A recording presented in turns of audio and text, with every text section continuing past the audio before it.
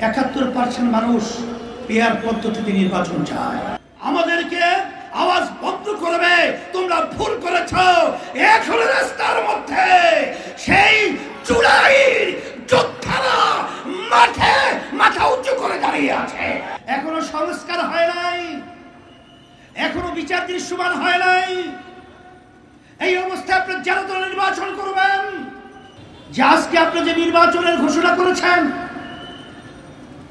এখন পর্যন্ত সেই লেভেল প্লেইং ফিল্ড এখনো কিন্তু তৈরি হয় নাই, এখনো সংস্কার হয় নাই, এখনো বিচার দৃশ্যমান হয় নাই। এই অবস্থায় আপনি যারা দল নির্বাচন করবেন, আর হাজার হাজার মার্কল খালি হয়েছে, হাজার হাজার মানুষ পঙ্গু হয়েছে, শত শত মানুষ চক্ষু হারিয়েছে, তাদেরকে আপনি কি জবাব দিবেন? জবাব ঠিক করে নির্বাচনের দাবি করবেন।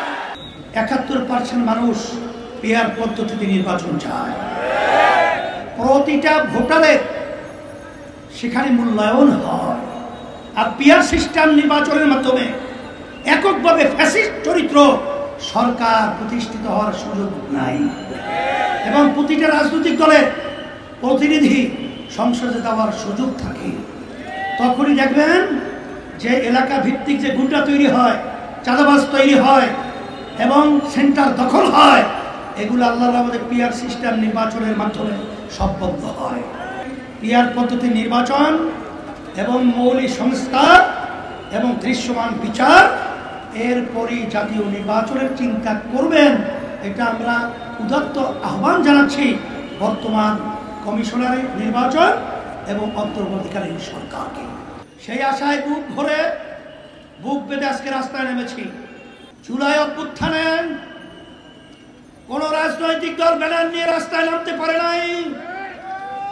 ইসলামী আন্দোলন বাংলাদেশ গঠনের জন্য অন্যায়ের প্রতিবাদে, খুনিদের প্রতিবাদে জানের মায়া ছেড়ে আমরা রাস্তায় নেমেছিলাম বাংলাদেশকে গঠন করার জন্য।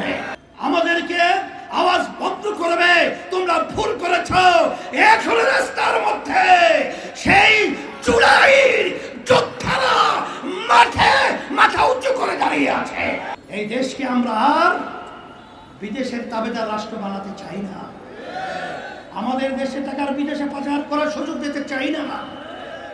আমাদের দেশকে আর বারবার সন্তান মাহারা হোক, আর সন্তান মাহারা হয়ে মা চিৎকার করবে, এই পরিবেশ আমরা চাই না।